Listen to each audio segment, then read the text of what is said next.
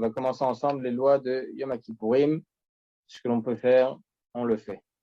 Veille de Kippour, on a plusieurs mitzvot à respecter ou bien coutumes à respecter. On a une des coutumes, c'est quoi? C'est de se rendre au mikvé. C'est une coutume. C'est pas une obligation, c'est une coutume. Et écrit comme ça, Veracha, c'est Besaro Bamaim. C'est écrit par rapport au mikvé.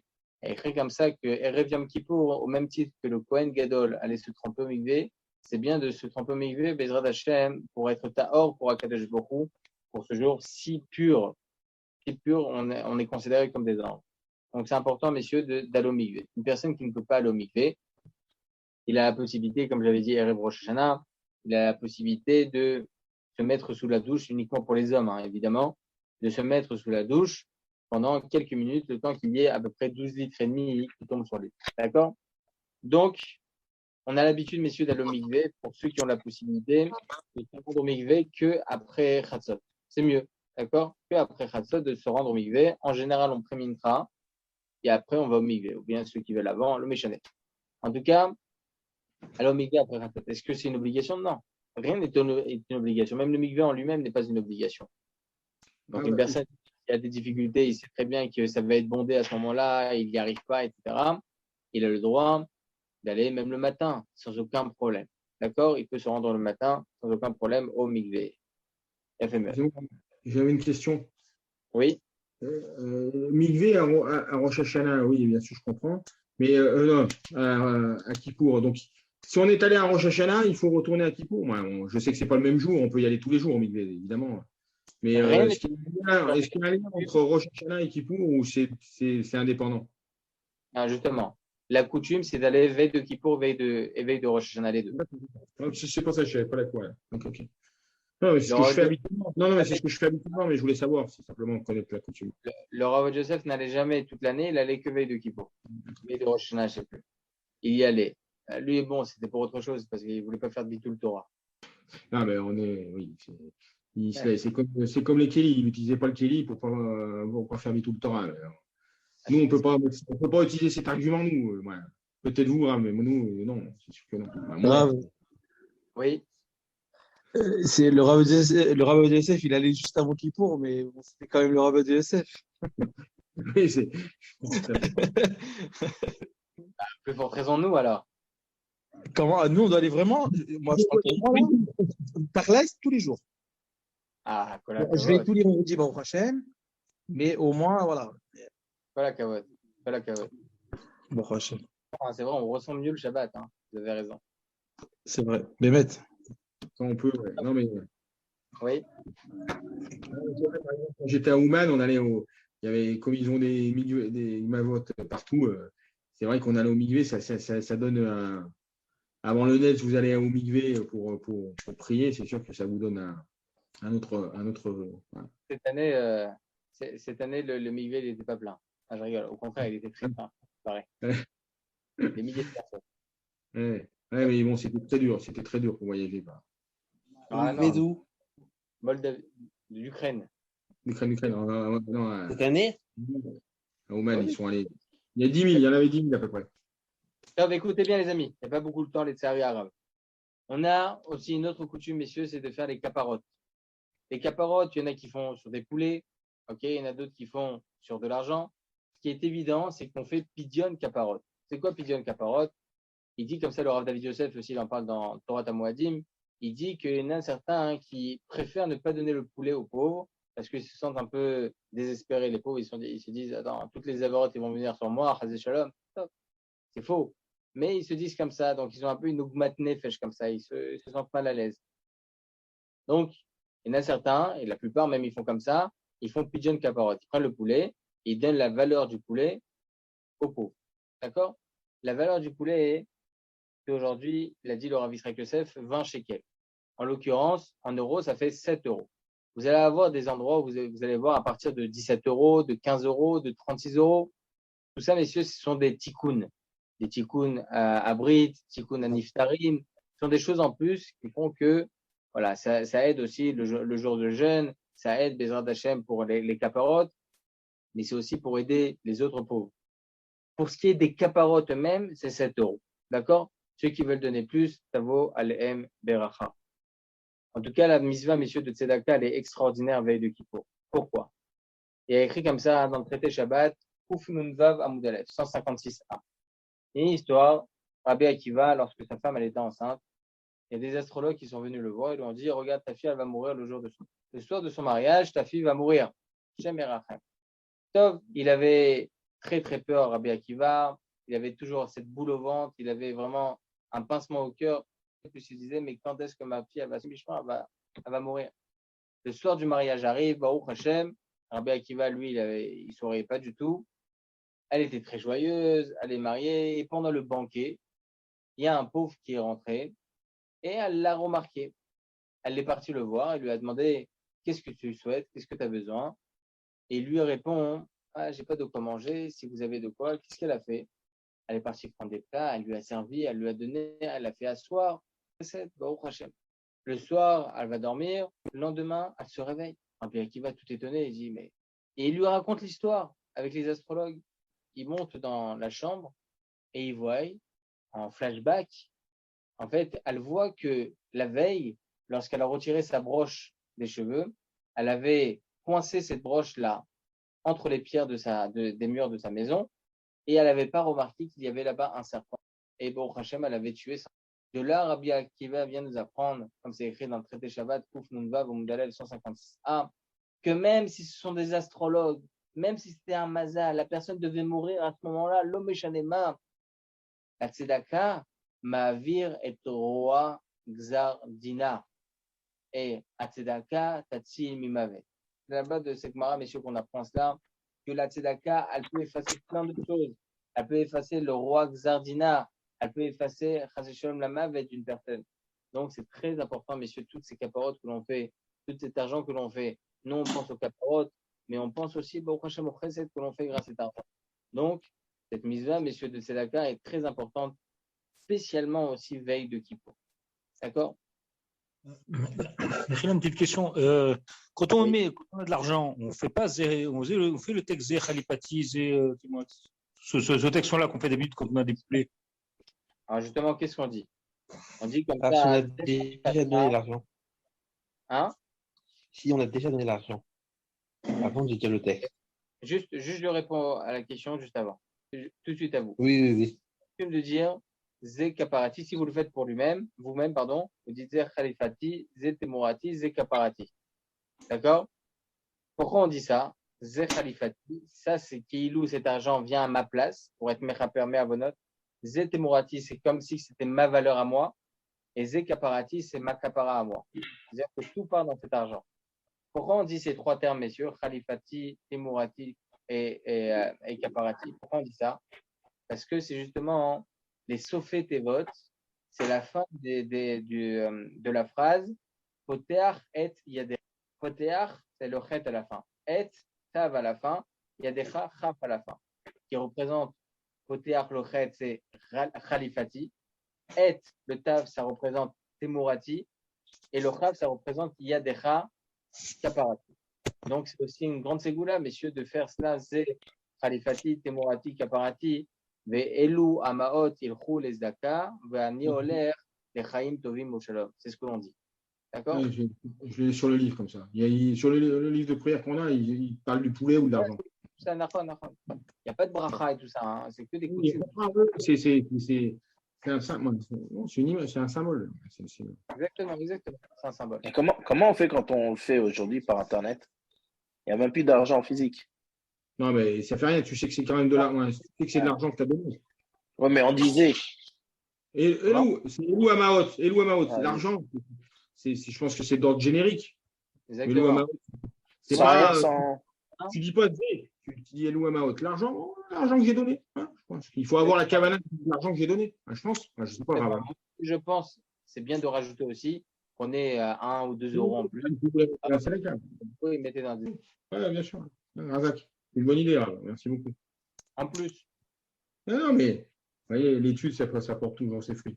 Un petit truc en plus. C'est aussi une éducation hein, pour les enfants. Hein. C'est aussi une éducation. Hein. Ça les met dans l'ambiance.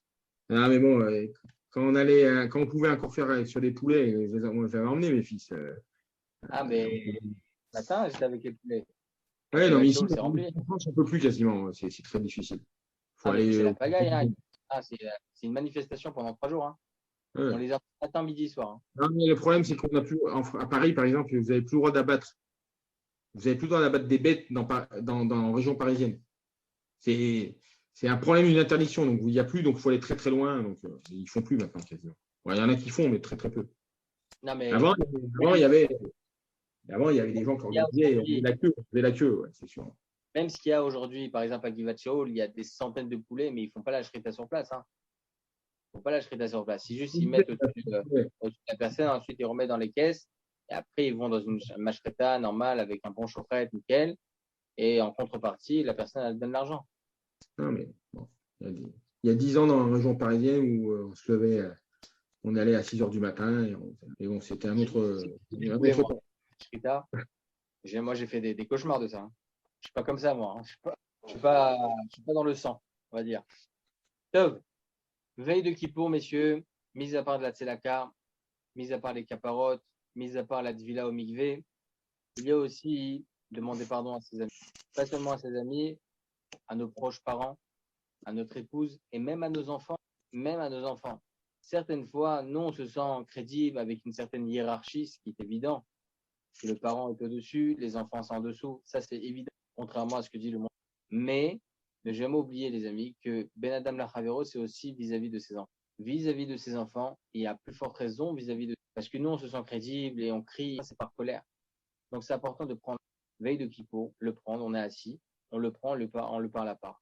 Si j'ai pu, Chazé te faire honte vis-à-vis, je m'excuse, et l'enfant, lui aussi, peut-être il va s'excuser à ce moment-là. C'est très important, veille de Kippour, de prendre le temps, 10 minutes, et de voir les enfants. Si bon, mes enfants ils sont déjà mariés ou bien ils sont plus là, les appeler au téléphone. Important aussi que les enfants appellent leurs parents. Parce qu'on a dit que Kibboud Avem, messieurs, c'est autant Ben Adam la Chavero, autant Ben Adam la Makom. Si ça avait été que Ben Adam la Makom, on n'aurait pas eu besoin d'appeler les parents. Mais là, c'est étant donné que c'est aussi Ben Adam la Chavero, il faut aussi les contacter avant Kippour. D'accord? En tout cas, voilà, c'est très important, mes yeux, les faillets, c'est Travero. Comme c'est écrit dans le Rambam, demander pardon à son ami. Ah, une personne qui m'a contacté, qui m'a parlé même depuis Shabbat, c'est une dame, à son ami, et qui essaie de l'appeler. Je lui dis, vous avez fait ce qu'il fallait. Mais, à partir du moment où la personne n'a pas accepté le pardon, pendant la tfila, nous, on se doit de demander pardon vis-à-vis d'Akadosh Baruch Hu aussi. Oui, monsieur Wayon. J'ai une question. Quand on fréquente tous des synagogues, donc évidemment, on a les minyanes, bon, bien sûr, si on a eu des différends avec quelqu'un, on va lui demander on va lui demander pardon, mais d'une façon générale, est-ce que tous les membres, parce que des fois, est-ce que tous les membres d'une Kéhila, il faut aller les voir un par un pour leur demander Mechila, même si on ne sait pas si on a fait quelque chose, parce que comme on les côtoie tous les jours. On demande pardon uniquement aux gens qu'on sait qu'on a blessés. D'accord. C'est ce que je fais, mais je voulais être sûr. Voilà. Après, si vous êtes un responsable, par exemple, moi, en tant que Rav de communauté, oui, général, jamais, certaines fois, moi, quand je m'occupe de certaines choses dans la synagogue, c'est d'Achichit. Donc, c'est ce que je fais. J'essaye de retrouver ceux qui ont l'habitude de venir. Je vais les voir un par un. Mais bon, c'est une dizaine, une quinzaine. Voilà. Ouais, c'est bien. On ne sait jamais. Non, vous savez, dans l'année, on fait vite des choses. Des fois, on expédie les gens. Des fois, on fait pas attention. C'est pas bien, mais on essaie de servir la communauté. Mais des fois, ça arrive qu'on expédie, qu'on répond pas bien. Hein? Pardon? On ne pense pas tous les jours à Kippour. Oui, voilà, c'est ça. Voilà. Mais bon, il y avait une ségoula pour les fautes Ben Adam Lachavero qui tournait. Il y avait un Rav qui disait comment faire, il fallait prêter de l'argent. C'était avant Rosh Hashanah. Il fallait prêter de l'argent à quelqu'un avant Rosh Hashanah. Et je crois que c'est avant Rosh Hashanah, devant 2 témoins, faire un prêt officiel. Et après, je ne sais plus à quel moment exactement, mais on dit, bon, l'argent que tu me dois, je te l'ai fait cadeau. C'est le prosboul. C'est avec le prosboul. Non, c'est pas le prosboul. Là, on dit justement qu'on fait cadeau l'argent que tu me dois. Donc, on prenait une petite somme. Comme la ligne Schmittal, elle annulait la dette automatiquement. En fait, c'est l'anti-prosboul, voilà. Si je veux faire clair, c'est l'anti-prosboul. Non, mais là, il parle pas de Oui, la c'est suite. ça. Il parle de. C'était pas forcément. Et en fait, alors, je vais vous envoyer sur le groupe la vidéo du Rav et où il donne les sources et avec des sources très sérieuses. Hein. Et il dit, comme toi, tu as annulé tes dettes envers ton prochain, Kadosh Baruch Hu, il va voir que tu as l'habitude de faire ça, bah, il va te retirer toutes les autres où tu n'as pas pu le faire. Il a fait, mais Ah, très intéressant. Oui, comme maintenant, j'ai l'impression que tout le monde fait la même. Genre, on ne dit pas sincèrement. Par exemple, je vois dans les messages, on dit tous désolé si j'ai fait ça et tout, mais c'est pas vraiment vrai. Par exemple, si par exemple, je parle avec une personne et qu'elle m'appelle et qu'elle me dit ouais, ça et tout, parce que je sais que c'est qui pour, mais je sens que c'est pas sincère. C'est vraiment compté comme si elle m'avait pardonné. vous n'êtes pas obligé de vous poser, vous, ces questions-là. C'est lorsque ça vous concerne à vous, vous avez raison. C'est-à-dire que si maintenant vous appelez quelqu'un, je m'excuse si j'ai pu faire telle ou telle chose, mais vous n'êtes pas de 100% sincère. Il faut être sincère. Non, pas moi, pas moi. La personne, Alors, elle me dit ok, je t'excuse, mais il n'y a pas à vous poser de questions. Ça ne vous concerne pas. pourquoi? Ça ne vous concerne pas. Lui, il s'est excusé, vous l'avez pardonné, vous l'avez. Non, mais non, c'est l'inverse. Je lui dis excuse-moi, et lui il me dit ok, je te pardonne, mais c'est pas sincère. Je sens pas vraiment le pardon. Vous n'êtes pas obligé de maintenant vous poser des questions. Est-ce qu'il vous a dit je te pardonne, ça y est? Mais on doit pas pardonner avec un cœur entier. J'ai entendu. Bah si, mais si vous l'a dit, ça y est. Ne vous posez C'est pas. au cas où qu'il ne vous pardonne pas, en fait. Et vous dites 3 fois, je crois, 2 ou 3 fois, avec des témoins. S'il ne veut pas vous pardonner, J'ai vous pas vous pardonnez aussi. Enfin, dans des témoins. Je sens des fois que c'est pas sincère dans les trucs. Et donc c'est pas vraiment genre système pour Kippour, mais en vérité il y a une sorte de petite section. Il faut lui redire, il faut lui dire, est-ce que tu es vraiment sincère? Il vous dit oui. C'est pas son intonation de voix qui va dire que il n'est pas sincère. Non, peut-être qu'il est vraiment sincère, mais il pense à autre chose, je ne sais pas. Vous en faites pas. Il vous a dit, D'accord? Kadosh Baruch Hu, il voit ça. Alors, autre chose, veille de Kippour, et là c'est un din, là c'est une halakha, mes amis, c'est la Seudat HaMafseket. La Seudat HaMafseket, les amis, c'est pas du tout, c'est pas du tout en rapport avec la Seudat HaMafseket de Tisha B'Av. C'est quoi cette Seudat HaMafseket, les amis? C'est au contraire, on se réjouit, il y a, c'est comme c'est écrit dans Chazal, dans le Midrash, que Akadosh Baruch Hu, c'est comme un roi qui demande à son fils de jeûner parce qu'il avait fait quelque chose de mal, mais il demande à tous ses serviteurs d'aller servir un banquet la veille du jeûne, il veut qu'ils mangent bien pour qu'ils puissent bien tenir le jeûne. C'est ça, Akadosh Baruch Hu nous fait la même chose. On mange bien, si vous êtes à Mafseket, on mange même avant, il y en a certains qui font 7 repas, Blaïnara, Ishtabar Shemo, ok? En tout cas, c'est des coutumes de tout ça, hein. C'est bien de manger toute la journée, on va en parler tout de suite, mais donc, cette Seudat HaMafseket, ce n'est pas un deuil, Chazé Shalom. Ce n'est pas un deuil. Pour ça, messieurs, que l'on doit manger bien comme il faut. Il n'y a pas à s'asseoir par terre, évidemment. Il n'y a pas d'œuf à manger, évidemment. D'accord? Ce n'est pas un deuil, ce n'est pas la Seudat HaMafseket de Tisha B'Av. Maintenant, toute la journée, messieurs, c'est important de bien manger. Il faut manger n'importe quoi. C'est-à-dire, vous prenez du lait et des cornflakes le matin, c'est considéré comme si vous avez commencé à manger. Vous mangez des raisins secs, vous mangez des choses, des fruits, etc. Vous mangez toute la journée comme ça, c'est bien. OK? C'est bien. C'est important. Par contre, ce qui est important de savoir, c'est que vers la fin de matinée comme ça, il faut éviter tout ce qui est halavi, tout ce qui est laitage, tout ce qui est pimenté, tout ce qui est épicé, tout ce qui est gras aussi.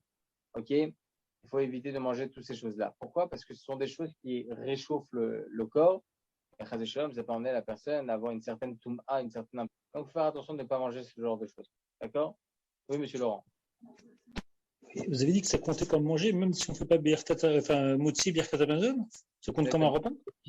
C'est bien quand bien même d'avoir un repas, au moins un repas avec du pain. Il semblait qu'il en fallait 5. Pas obligatoire du tout. Ça, c'est des coutumes. La coutume, d'accord. Comme il faisait, le Rav Ovadia? Mais si on fait 5.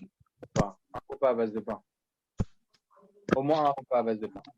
Et si on fait 5 petits repas, par exemple, c'est quoi les petits repas en fait? Si je prends un bol de céréales ou je mange une pomme, ça représente c'est quoi en fait les 5 repas qui parlent? Tant que vous grignotez tout au long de la journée, c'est bon. Mais qu'il y ait au moins un repas avec du pain. Amen. D'accord? Ok. En général, après, si vous êtes avec Mais du pain, mais c'est quand même important de les faire les 5 repas. En fait, c'est 3 repas du jour plus 2 repas du jour de jeûne. qu'est-ce que vous appelez les repas? C'est pour ça que je pose la question. Les Le repas, c'est Rapidou, même. il a fait un cours encore tout à l'heure et il parlait des 5 repas de avant, en fait, de avant Kippour. Donc de demain. Alors moi, je veux Déjà, savoir c'est quoi les repas. Les repas le matin avec du pain, il n'y a pas de problème. C'est un 5, c'est premier des repas. 5, c'est des coutumes, 4, c'est des coutumes, 7, c'est des coutumes. Bien de manger tout au long de la journée et de grignoter des choses. Même manger des raisins avec des cacahuètes, des trucs comme ça s'appelle grignoter, ça s'appelle manger. Ok. Manger un bon petit déjeuner le matin, ça s'appelle manger. Pas obligé avec du pain. Ce qui est obligatoire, c'est au moins un repas avec du pain. Mais Ok. ça s'appelle consommer tout au long de la journée. Ça n'existe pas 5, 7, 8 à la fin, c'est un repas. Ah, ok. Je veux juste savoir c'est quoi un repas, en fait. Ça correspond à quoi, en fait. C'est grignoter. D'accord. Ok. D'accord? Merci. Ça fait mieux. Donc, évitez, les amis, si vous êtes à Mafseket, de ne pas manger des choses qui sont lourdes. En général, bon, il y en a plein qui ont cette coutume. Manger, par exemple, des légumes avec du couscous, enfin, un bon de couscous avec du poulet, par exemple. Manger ces choses-là, c'est pas des choses grasses, c'est pas des choses lourdes. Ok, on mange bien, on est rassasié grâce à la semoule, par exemple, mais on n'a pas mangé des choses grasses. Pour ça, ceux qui ont les restes de Shabbat, par exemple, un couscous de Shabbat, il y a de la viande dedans, il faut éviter. D'accord? Il vaut mieux faire un autre bouillon avec du poulet, et au moins, c'est pas des choses. Autre chose, on a la tefila de Mincha. Pendant la tefila de Mincha, messieurs, depuis Shacharit, on ne fait plus les tachanonim. Et pourtant, pendant la tefila de Mincha, on fait un vidouille. Quand on fait ce vidouille, les amis, il y a écrit comme ça dans Chazal que le Satan, il est présent lors de la Seudat Tamafsek. Et Chazé Shalom, il peut faire avaler de travers quelqu'un, et Chazé Shalom, okay, juste avant qu'il pour. Et donc, on fait un vidouille avant, à Mincha, Chazé Shalom. D'accord? Pour pas être morbide. En tout cas, voilà, on fait ce vidouille-là à Mincha. On a la coutume de tout là. Pendant la Chazara, on ne fait pas de vidouille, évidemment. On ne fait pas du tout de tachanonim, birklal après. Mais on a cette coutume de faire ce vidouille. Ce vidouille, on va le faire Mincha et on va le faire tout au long de Kippour qui est posé. C'est comment on peut se permettre, veille de Kippour, et Kippour lui-même, dire des choses que j'ai jamais fait. Mentir à Kadosh Baruch Hu, est-ce que j'ai tué quelqu'un, moi? Est-ce que j'ai volé quelqu'un? Est-ce que j'ai fait de l'idolâtrie? Ma pita. Donc, comment je peux mentir la veille de Kippour et le jour de Kippour? Comment c'est possible? Regardez la réponse de Maran Rabbeinu Ovadia Yosef tous les ans avant la Neila. Il disait la chose suivante. Lorsqu'une personne a la possibilité, elle a les capacités, j'introduis comme ça parce que c'est de réprimander quelqu'un qui fait une avéra et qui ne le fait pas, qui ne le réprimande pas, c'est comme si qu'il était associé à cette avéra. Comme ça, il dit Maran Rabbeinu Ovadia Yosef. Certaines fois, les amis, on a la possibilité, on a les capacités, on a vraiment, on a la vraie possibilité de réprimander gentiment Bédar Kenoam, avec gentillesse, avec douceur. Et on ne le fait pas parce qu'on se dit, c'est pas mon problème. C'est ça le problème, messieurs. C'est que on avait la possibilité, on ne l'a pas fait. C'est sur ça, messieurs, qu'on dit Ratzar, Tir, Shalom, si j'ai un Retzar, si j'ai Gneva, si Shalom, l'idolâtrie, Vodazara. Et pourtant, on n'a pas fait ces choses-là. Mais on aurait pu réprimander et on ne l'a pas fait. C'est comme si on était associé à Shalom à ces avérotes. Donc, il faut faire attention, les amis. Évidemment, encore une fois, il faut savoir réprimander. Pas réprimander tout le temps. Il faut savoir le faire, savoir à quel moment. C'est très important, c'est une autre rencontre. Donc, les amis, je vais très, très rapidement parce qu'il y a encore plein d'alakhot, mais on n'aura pas le temps.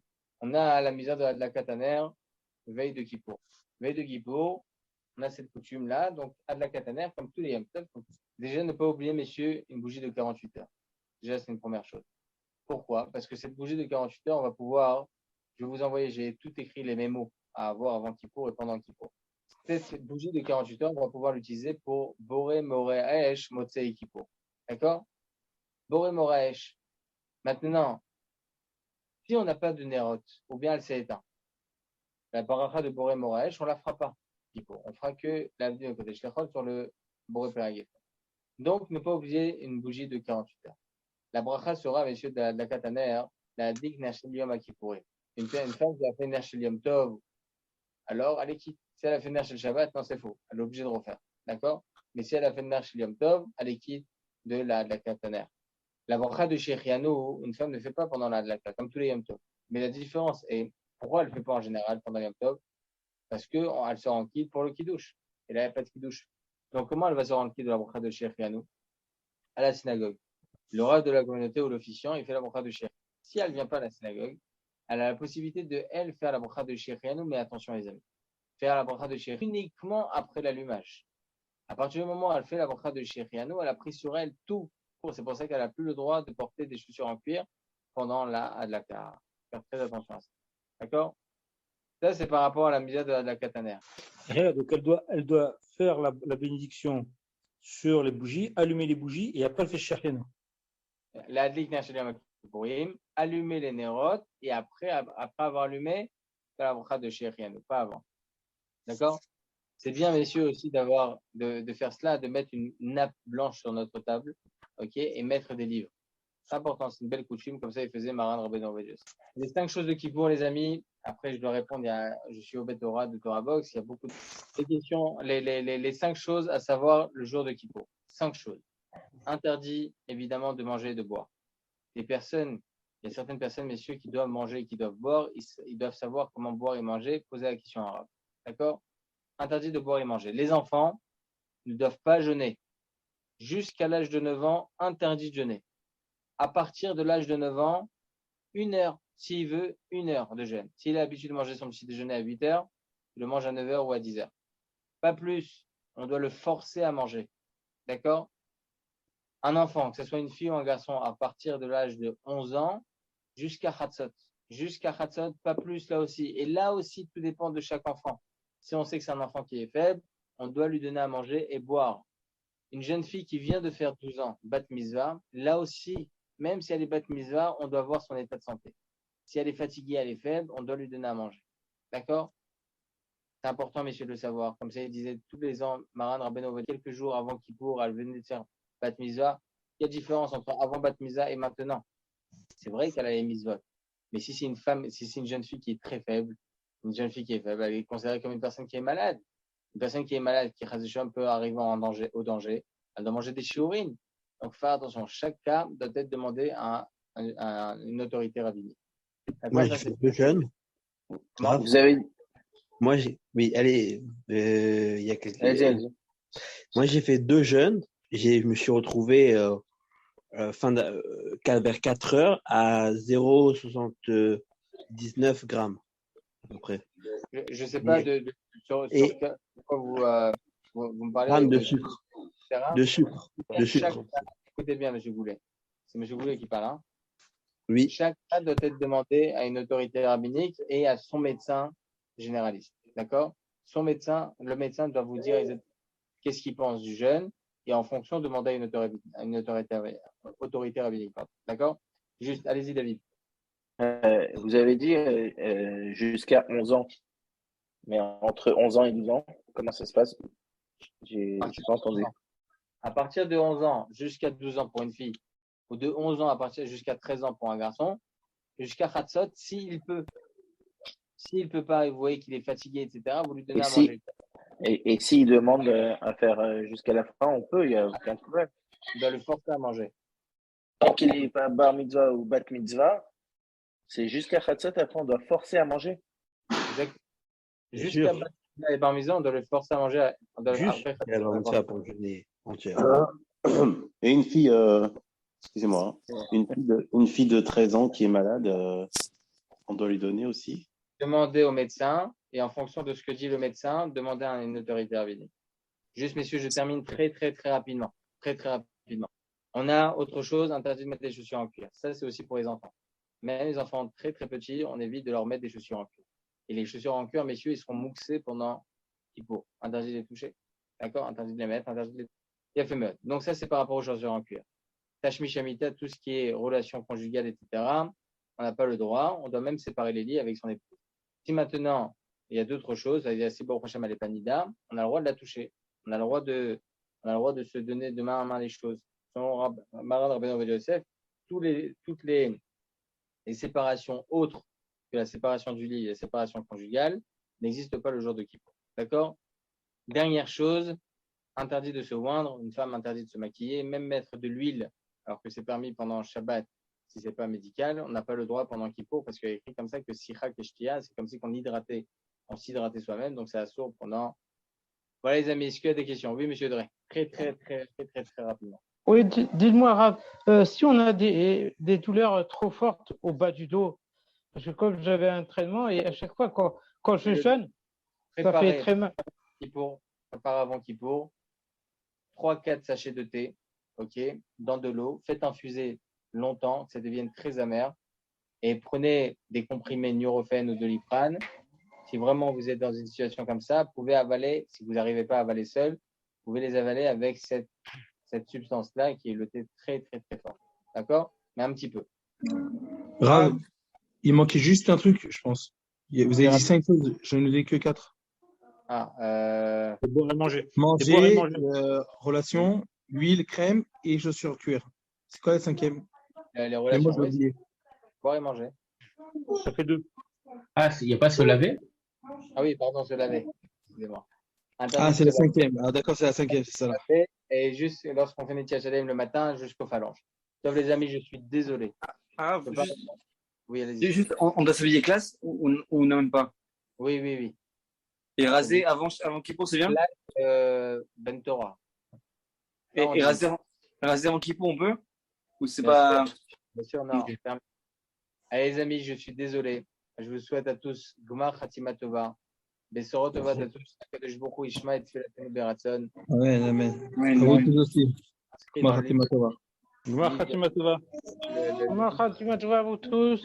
Voilà. Et merci à tous. Et on se retrouve jeudi soir.